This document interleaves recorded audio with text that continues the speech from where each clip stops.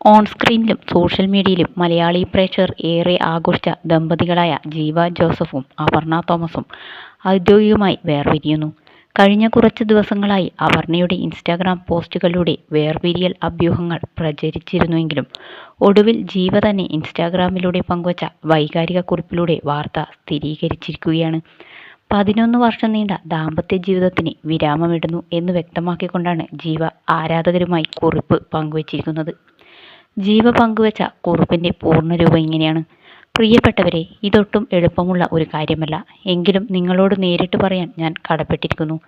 കാരണം എൻ്റെ കരിയറിലും സന്തോഷത്തിലും സങ്കടങ്ങളിലും ജീവിതത്തിൻ്റെ എല്ലാ നിമിഷങ്ങളിലും നിങ്ങൾ എൻ്റെ യാത്രയുടെ ഭാഗമായിരുന്നു.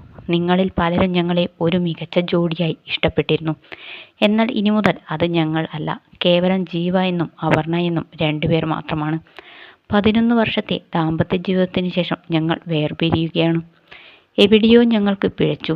ഇനി ഇത് മുന്നോട്ട് കൊണ്ടുപോകാൻ കഴിയില്ലെന്ന സത്യം ഞങ്ങൾ രണ്ടുപേരും തിരിച്ചറിയുകയും അത് സ്വീകരിക്കുകയും ചെയ്യുന്നു. അതിനാലാണ് വെവ്വേറെ വഴികളിലൂടെ സഞ്ചരിക്കാൻ ഞങ്ങൾ തീരുമാനിച്ചത്. ഇതിന് പിന്നിലെ കാരണങ്ങൾ പൂർണ്ണമായും തികച്ചും വ്യക്തിപരമാണ്. ഞങ്ങൾ വളരെ പക്വതയോടെ കൈക്കൊണ്ട ഈ തീരുമാനത്തെ നിങ്ങളും അതേ പക്വതയോടെ ഉൾക്കൊള്ളുമെന്ന് കരുതുന്നു. ഇത് തികച്ചും വ്യക്തിപരമായ തീരുമാനമാണ്.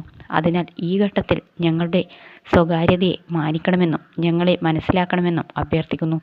പറയാനുള്ളതുപോലെ സംഭവിക്കുന്നതെല്ലാം നല്ലതിനാണ്. ഞാനതിൽ വിശ്വസിക്കുന്നു. അപർണയുടെ ജന്മദിന പോസ്റ്റിലെ തികച്ചും ഒറ്റയ്ക്ക് എന്ന വാക്കും വിവാഹ വാർഷികവുമൊക്കെ പണ്ട് എന്ന മറുപടിയും വലിയ ചർച്ചകൾക്ക് വഴിവെച്ചിരുന്നുവെങ്കിലും താരങ്ങൾ ഇരുവർക്കുമിടയിൽ ഒരു തിരിച്ചുവരവുണ്ടാകുമെന്ന പ്രതീക്ഷയിലായിരുന്നു ആരാധകർ.